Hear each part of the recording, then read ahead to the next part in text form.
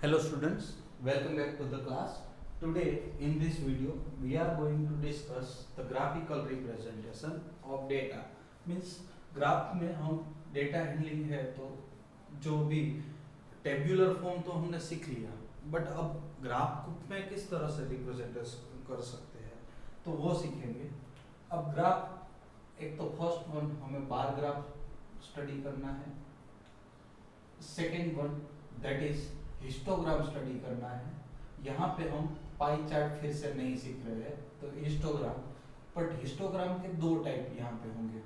एक तो uniform with वाला and second one is wearing with, मतलब non uniform.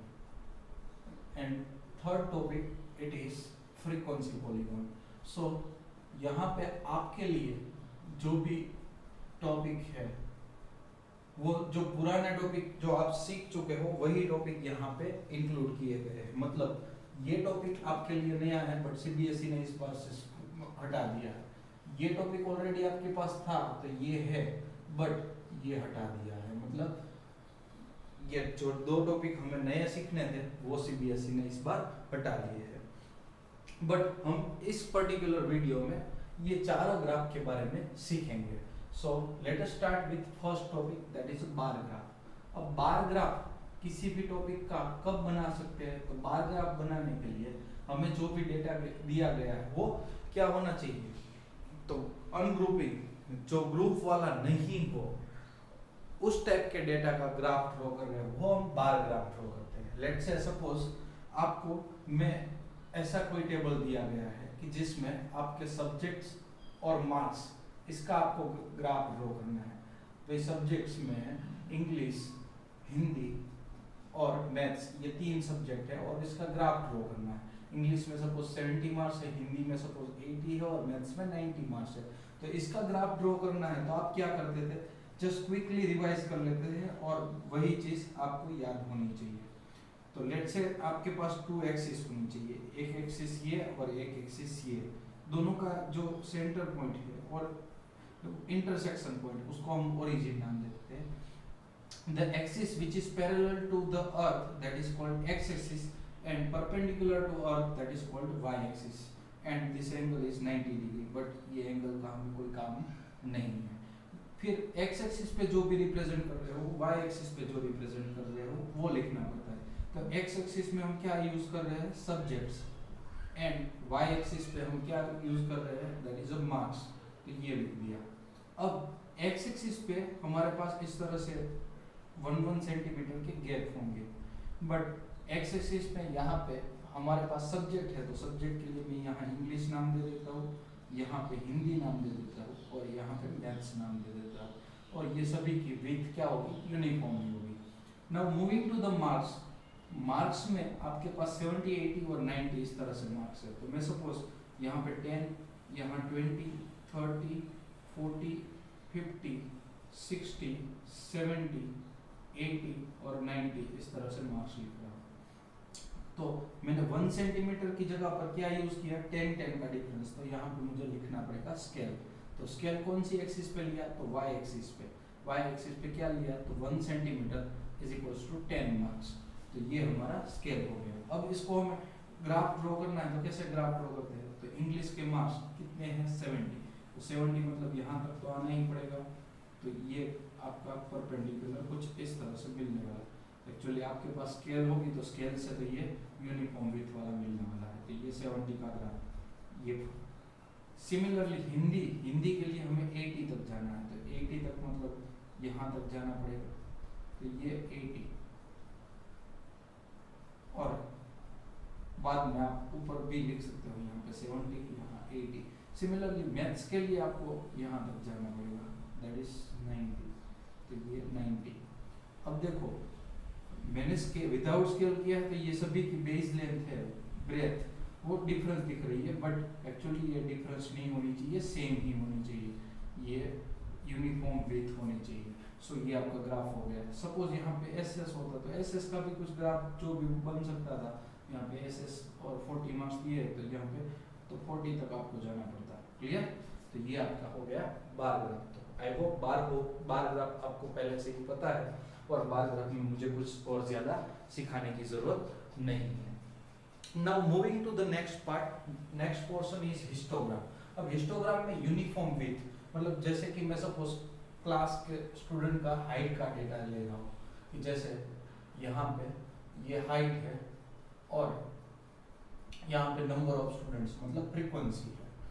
Height suppose 120 to 130, 130 to 140, 140 to 150, 150 to 160 और 160 to 170, इस तरह से आपके पास हाइट है। इसमें 3 स्टूडेंट है, इसमें 4 है, इसमें 5 है, इसमें 2 स्टूडेंट है और इसमें 1 स्टूडेंट है।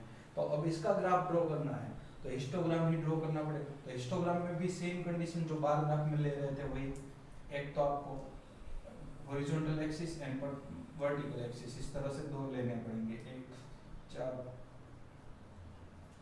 और यहाँ पे x नाम दे दिया, यहाँ पे y और यहाँ पे ओरिजिन O। इसके बाद आपको जो भी लेना है वो यहाँ से स्टार्ट करना पड़ेगा। तो हमारा डेटा 120 से स्टार्ट करना है तो यहाँ पे 120 लिखते हैं। तो 0 to 120 गैप बड़ा हुआ तो यहाँ पे हम Z लाइन लगाते हैं। तो ये Z लाइन लगानी कंपलसरी है। 120 to 130 यहाँ पे, फिर 140, 150, 160, 170, 180, इस तरह से आपका कंटिन्यूस डेटा लिखना है। देन आफ्टर तो यहाँ पे आपको स्केल लिखी देनी है। तो स्केल ऑन x एक्सिस पे क्या लिया है तो 1 centimetre is equals to 10 unit और 10 सेंटीमीटर है। y एक्सिस पे यहाँ पे मुझे कुछ भी डिफरेंस करने की जरूरत नहीं है बिकॉज 1 2 3 4 5 है। तो y एक्सिस की स्केल ना लिखो तो चलेगा, अदरवाइज लिख सकते हो 1 centimetre is equals to 1 student on y axis. ये हो गया हमारा स्केल। अब स्केल हो गया, ये ग्राफ हो गया। तो अब इसको ज्वाइन करना है तो पहला पार्ट खाली रहेगा। क्यों खाली रहेगा? बिकॉज 0 to 120 में कुछ भी नहीं है। अब 120 to 130 में हमारे पास 3 स्टूडेंट्स हैं तो यहाँ पे कुछ ग्राफ इस तरह का आपका बनने वाला है ये। देन 130 यही पार्ट आपको 4 तक जाने देना है। तो ये पार्ट 4 तक गया, यहाँ पे कुछ इस तरह से आपका ग्राफ बनेगा। देन 140 to 150 में आपको 5 तक जाना है तो ये पार्ट आपका 5 तक यहाँ पे कुछ इस तरह से जाएगा। ये यूनिफॉर्म विड्थ होनी चाहिए, मतलब सबका बेस सेम होना चाहिए। देन 150 to 160 में 2 स्टूडेंट है तो ये यहाँ से कुछ इस तरह से हो जाएगा। एंड लास्ट में 1 तक है तो ये कुछ इस तरह से। तो ये आपका हिस्टोग्राम हो गया। And histogram is a continuous graph that already you knows. Now ये ग्राफ में जस्ट आपको इतना ही रिप्रेजेंट करना है। ये 170 180 रिप्रेजेंट किया उससे कोई मतलब नहीं है। ये बार ग्राफ, ये histogram with uniform with. Uniform with क्यों बोला गया है? बिकॉज यहाँ पे आपके पास क्या है, सबकी हाइट है वो सेम है, सबकी ब्रेथ है वो सेम है। अब moving to the next part, non uniform part. ये आपके लिए नया टॉपिक है। तो नए टॉपिक का पहले ही मैं इंट्रोडक्शन जैसे दे देता हूँ। तो नॉन यूनिफॉर्म विथ मतलब सपोज यही डेटा आपके पास कुछ इस तरह से है, height and number of students, height and number of students. अब हाइट और नंबर ऑफ स्टूडेंट्स के हिसाब से इस तरह से आपको ग्राफ दिया हुआ है। तो पहले हाइट में suppose 120 to 130, 130 to 135, 135 to 140, 140 to 150, 150 to 155 and 155 to 160, कुछ इस तरह से आपको दिया हुआ है डेटा। जिसमें देखो यहाँ पे डिफरेंस देखो तो 10 का डिफरेंस है, यहाँ देखो तो 5 का, यहाँ 5 का, यहाँ पे 10 का, यहाँ पे 5 का, यहाँ पे 5। अब इसका मतलब ये भी मत समझना कि भाई 10 का 5 का ही गैप होना चाहिए। एक में 10 का होगा, एक में 5 का, एक में 3 का, एक में 2 का, ऐसा भी हो सकता है, कोई भी टाइप का हो। तो इस तरह से आपको डेटा दिया गया है। अब ये डेटा में आपके पास सपोज यहाँ पे 6 स्टूडेंट है, यहाँ पे 7 स्टूडेंट है, यहाँ 2 स्टूडेंट है, यहाँ 1 है, यहाँ पे 3 स्टूडेंट है और यहाँ पे 2 स्टूडेंट है। अब इस टाइप का आपका ग्राफ है। अब इस ग्राफ को आपको रिप्रेजेंट करना है तो कैसे कर सकते हो? तो डायरेक्टली पहले तो आपके पास x एक्सिस और y एक्सिस होनी चाहिए। तो ये कंपलसरी पहला स्टेप, x एक्सिस और y एक्सिस और ओरिजिन, ये आपको पता होना चाहिए। देन आफ्टर जो रिप्रेजेंट करते थे x एक्सिस पे और y एक्सिस पे वो लिख दो। x एक्सिस पे क्या है तो हाइट इन सेंटीमीटर, तो यहाँ पे हाइट इन सेंटीमीटर। यहाँ पे y एक्सिस पे क्या ले रहे हो तो नंबर ऑफ स्टूडेंट्स, तो यहाँ पे नंबर ऑफ स्टूडेंट्स। अब आपके पास नंबर देखो 1 2 3 4 5 6 7 इस तरह से है, तो 1 2 3 4 5 6 7 1 सेंटीमीटर के गैप पे आप ले सकते हो। तो ये मैंने y एक्सिस पे स्टूडेंट ले लिए। अब देखो यहाँ पे डेटा 120 से स्टार्ट हो रहा है, तो मैं यहाँ पे जेड लाइन लगा देता हूँ और 120 से डेटा स्टार्ट करता हूँ। तो ये 120 130 140 150 160 170 और 180। अब देखो इसमें ध्यान रखने की बात ये है कि ये 5 10 10 का गैप लिया, उसकी जगह पर मैं 5 5 का भी गैप ले सकता था। तो 122 यहाँ पे 125 ले लेता हूँ। तो जो भी गैप मिनिमम हो वो हम लेंगे। तो मिनिमम गैप यहाँ पे मैंने 10 का गैप इसलिए लिया बिकॉज 10 10 का गैप था। यहाँ पे बीच में 5 5 का भी गैप है, इसीलिए मैं फिर से इसको गैप को चेंज कर रहा हूँ। और इसीलिए मैंने एक बार लिख के हटाया है ताकि आप लोगों को पता चले कि भाई आपको किस तरह से चेंज करना है, तो किस में चेंज हो रहा है। तो 155 और 160। तो यहाँ पे स्केल क्या हो जाएगी, तो x एक्सिस पे क्या लिया, तो 1 सेंटीमीटर इज इक्वल्स टू हमने 5 सेंटीमीटर लिया, और y एक्सिस का scale 1 centimetre is equals to 1 student है y एक्सिस पे। तो ये लिखो या ना लिखो कुछ फर्क नहीं पड़ेगा, खाली y एक्सिस के लिए, क्योंकि 1 1 का है। अगर यहाँ पे कोई और चेंज होता ग्रुप तो हमें फिर से उसका चेंज करना पड़ता।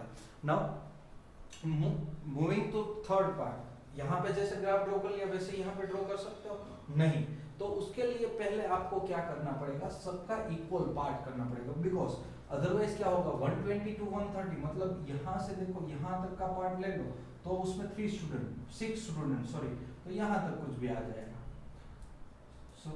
और 130 टू 135 में 7 स्टूडेंट, तो ये 7 स्टूडेंट में ये फ्रीक्वेंसी छोटी सी हो जाएगी, तो ऐसा नहीं चल सकता। इसके लिए आपको क्या करना पड़ेगा, पहले सबका सेम, अगर सेम गैप में कितने स्टूडेंट हो सकते हैं वो आपको देखने हैं, सेम गैप में कितने स्टूडेंट हो सकते हैं वो चेक करना है। तो 120 टू 130 में आपके पास 6 स्टूडेंट्स हैं, तो 130 टू 135 में कितने स्टूडेंट हैं तो चेक करना है। तो सबके लिए पहले क्या करना पड़ेगा, आपको फ्रीक्वेंसी क्यूमुलेटिव फाइंड करनी पड़ेगी। क्यूमुलेटिव फ्रीक्वेंसी नहीं बोल सकते इसको, आप frequency for that particular part कर सकते हो। अब उसकी हाइट क्या होनी चाहिए, हमें जो भी काम करना है वो हाइट के लिए, क्योंकि यहाँ पे तो हाइट यही ले लेते हैं, अब यहाँ पे हाइट फाइंड करनी पड़ेगी। हाइट किस तरह से फाइंड कर सकते हो, तो हाइट फाइंड करने के लिए जो भी फ्रीक्वेंसी है वो लिख दो, 6 डिवाइड बाई जो भी आपका साइज है उससे डिवाइड कर दो। तो 6 डिवाइड बाई 10 किया, क्यों, ये क्लास की साइज की 6 थी। अब यहाँ पे 7 डिवाइड बाई 5 करोगे, यहाँ 2 डिवाइड बाई 5 करोगे, यहाँ 1 डिवाइड बाई 5 करोगे, सॉरी 10 करोगे, यहाँ पे 3 डिवाइड बाई 5 करोगे और यहाँ 2 डिवाइड बाई 5 करोगे।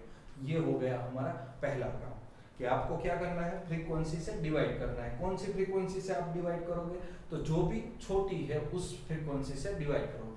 नाउ फ्रीक्वेंसी डिवाइड करने के बाद अब क्या करना है, क्लास साइज से हमने डिवाइड किया, अब इनमें से जो भी छोटा है वो भी वही हमारा स्टैंडर्ड साइज हो जाएगा। मतलब अगर 10 2 3 ऐसे हो तो सबसे छोटा कौन सा हुआ, 2, तो 2 हमारा स्टैंडर्ड साइज हुआ। और यहाँ पे गैप भी 2 2 का ही मेंटेन करेंगे। तो यहाँ पे 5 का छोटा सा गैप है तो वो स्टैंडर्ड गैप हो गया, उससे मल्टीप्लाई कर दो, तो मल्टीप्लाई बाय 5, सबको मल्टीप्लाई बाय 5 करना है, तो ये आपकी हाइट हो जाएगी। अब देखो 5 2 10, तो यहाँ पे आंसर आ जाएगा 3, तो इसकी हाइट क्या होनी चाहिए, 3। ये यहाँ 5 कैंसिल हो जाएगा, इसकी हाइट 7 होनी चाहिए, यहाँ पे 1/2, तो यहाँ 0.5 हो जानी चाहिए, यहाँ 3 और ये 2। तो इस तरह से आपको अब ये हाइट मिली, वो आपको यहाँ पे रिप्रेजेंट करनी है। तो 120 टू 130 में आपको कितने कहाँ तक जाना है, 6 तक। क्यों 6 तक जाना है, बिकॉज इसका मतलब ये हुआ 120 टू 125 तक आप जाओगे तो उसमें भी 3 स्टूडेंट और इसमें भी 3 स्टूडेंट, मतलब स्टैंडर्ड रेशियो मेंटेन हो रहा है। Now moving to the next part 130 to 135, उसमें कितने स्टूडेंट है, तो 7 तक, तो मतलब आपको यहाँ से यहाँ तक जाना चाहिए ये पार्ट। नाउ 7 के बाद 135 टू 140 में इसमें 2 ही स्टूडेंट है, तो यहाँ पे 2 कुछ इस तरह से आपको जाना पड़ेगा, यहाँ 2, ये 3 हो जाएगा, ये 7 है। नेक्स्ट 140 टू 150 है, उसमें 0.5 ही है, तो 0.5 मतलब यहाँ तक इस तरह से ग्राफ हो जाएगा, ये 0.5। देन 150 टू 155 है 3, तो यहाँ फिर से आपको यहाँ तक जाना पड़ेगा, ये 3, और यहाँ पे लास्ट में 2 है, तो यहाँ पे 2, तो यहाँ पे देखो ये सबकी बेस लेंथ है या तो ब्रेथ विथ अलग अलग हो सकती है depending on class size. But मेरी यहाँ पे मिस्टेक ये है कि अगर 10 का गैप रह रहा हो तो ये दोनों की विथ सेम होनी चाहिए, ये 5 की तो ये 5 की विथ सेम होनी चाहिए। बट मैंने मेजरमेंट नहीं लिया हुआ है तो मेरी विथ में थोड़ा सा प्रॉब्लम है। बट आप स्केल से और ग्राफ पेपर में ही करने वाले हो तो आपको ये विथ है वो फिक्स मिलने वाली है, तो इससे आपको कोई प्रॉब्लम होना नहीं चाहिए। नाउ यहाँ पे थोड़ा सा प्रॉब्लम क्या था और यहाँ पे क्या प्रॉब्लम हो रहा है, तो दोनों में प्रॉब्लम कुछ भी नहीं है, ये jet line most of student भूल जाते हैं।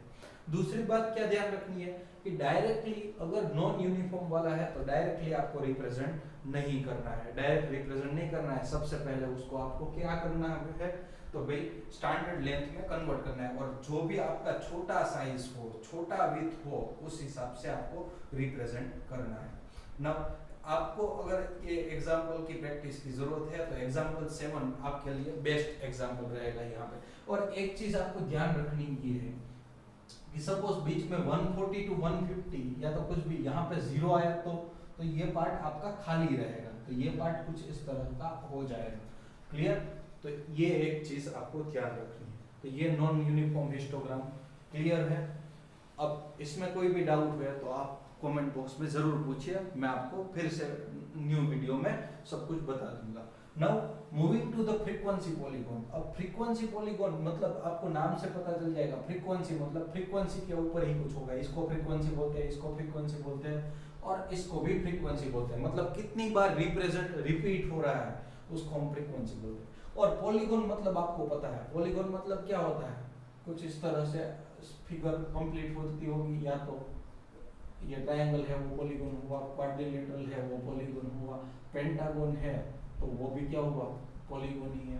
तो इस टाइप का कोई भी शेप बन रहा होगा तो उसके लिए ही हमने वर्ड यूज किया होगा frequency polygon.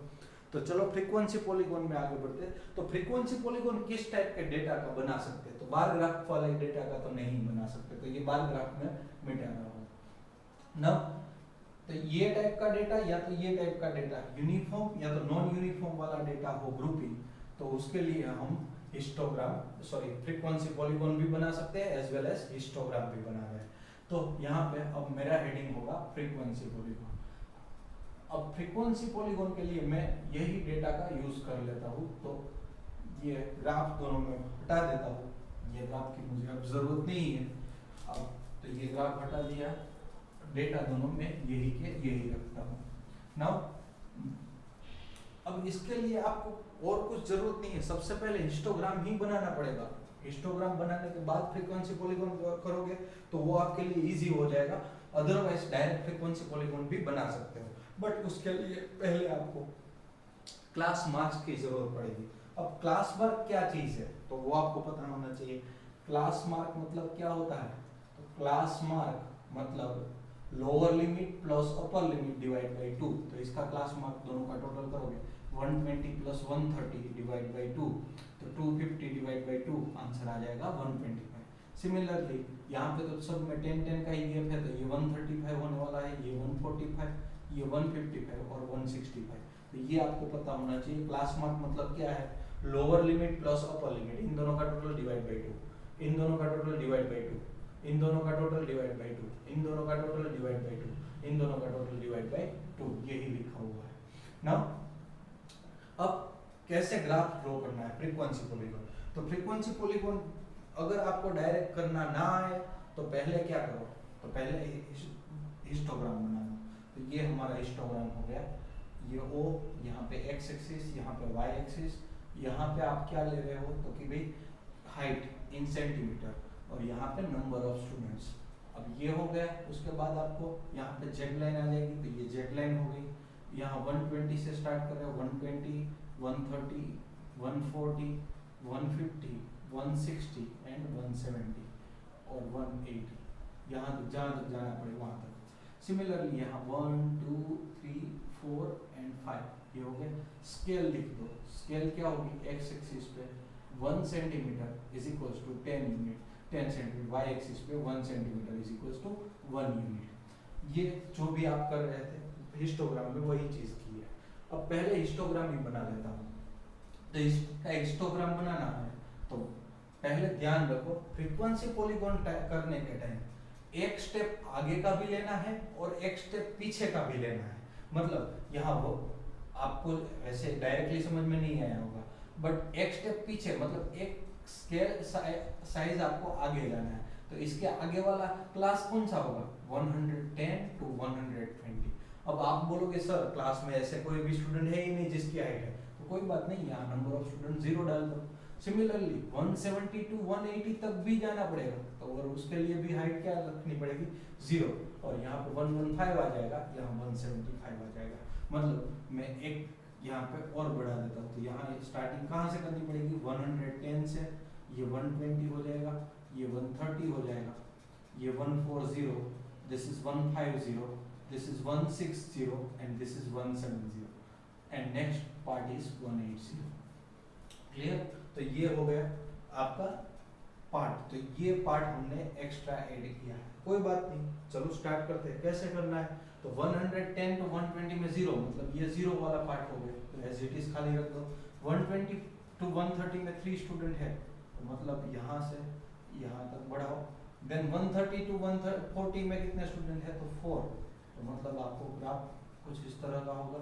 Same next part में यहाँ तक ग्राफ हो जाएगा।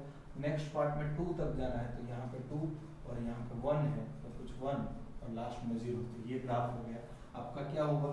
तो ये ग्राफ होगा हिस्टोग्राम। तो ये हिस्टोग्राम हो जाने के बाद आपको क्या करना है? हर एक का मैंने क्लास मार्क लिया, तो देखो इसका क्लास मार्क मतलब मिडल पॉइंट हुआ, तो ये आपका मिडल पॉइंट।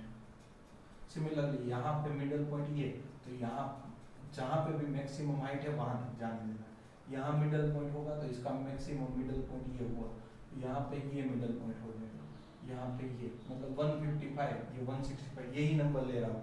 125 मतलब ये 135 ये रहा, 145 ये रहा, 155 ये रहा, 165 देखो है परपेंडिकुलर। अब क्या करना है? और लास्ट में 175, तो ये अब इन सबको ज्वाइन करते जाना है। तो इन दोनों को मैं ज्वाइन करूंगा, ये स्केल से ही ज्वाइन करना है। देन ये दोनों को ज्वाइन करूंगा, ये दोनों को ज्वाइन करूंगा, कुछ इस तरह से लाइन में ज्वाइन करते जाना है।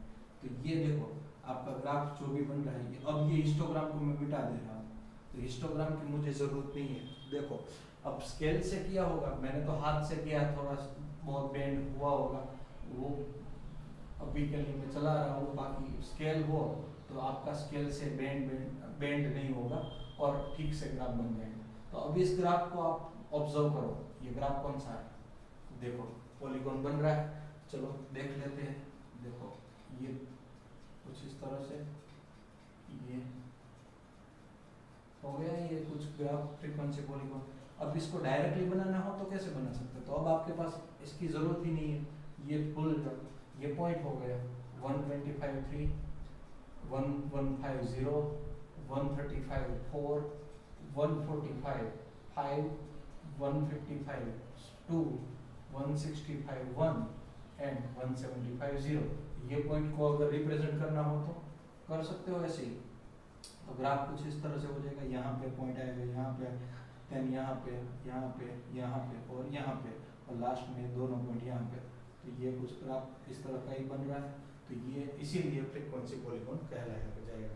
तो पहले आप पॉइंट रिप्रेजेंट कर लो, फाइंड कर लो, और बाद में उसको डायरेक्टली लगा दो। तो ये हिस्टोग्राम बनाने की जरूरत नहीं है। और हिस्टोग्राम और फ्रीक्वेंसी पॉलीगॉन दोनों एक ही क्वेश्चन में पूछा गया है, तो पहले उसमें ही हिस्टोग्राम बना लो और बाद में उसमें फ्रीक्वेंसी पॉलीगॉन बना सकते हो। सो आई होप फ्रीक्वेंसी पॉलीगॉन के बारे में क्लियर हो। अब यहाँ पे आपको करना है, तो इसके लिए आप क्या कर सकते हो? अब ये फ्रीक्वेंसी आपको देखनी ही नहीं है, इसके लिए आपको ये देखना है। अब इसका 125 हो जाएगा, ये 135 165, तो ये दोनों का टोटल करोगे तो 130 प्लस 135 तो 265 डिवाइड बाई 2, तो 132.5 हो जाएगा। यहाँ पे 137.5 हो जाएगा, यहाँ 145 और ये 152.5 157.5। आगे भी जाना पड़ेगा, पीछे भी जाना पड़ेगा, तो हम कितना पीछे जाएंगे? तो 5 का ही गैप हम स्टैंडर्ड ले रहे हैं, इसलिए यहाँ 115 तक और यहाँ 162 165, तो ये 117.5 हो जाएगा एंड दिस वुड बी 162.5। तो अब आपके पास ये सारे डेटा है, तो ये यहाँ पे 0 और यहाँ पे भी 0। अब इसके लिए आप ग्राफ ड्रॉ कर सकते हो। तो फ्रीक्वेंसी पॉलीगॉन वैसे तो इजी कॉन्सेप्ट है, बट आप पहली बार सीख रहे हो तो आपके लिए थोड़ा सा डिफिकल्ट होगा। कोऑर्डिनेट जियोमेट्री चैप्टर जो आपने सीखा था उसी हिसाब से अलग अलग पॉइंट फाइंड कर लो और पॉइंट के बाद लाइन में उसको ज्वाइन कर देते हो, तो this would be a frequency polygon. So I hope I am clear with this frequency polygon. If you have any doubt, please ask in the comment box. I will definitely reply you and will make a new video for you for frequency polygon. Right now this is a frequency polygon topic is removed by a CBSE, so it will not be asked in the your examination. So please prepare only for bar graph, histogram with uniform width. Non-uniform width and frequency polygon are not there in your examination. So thank you everyone.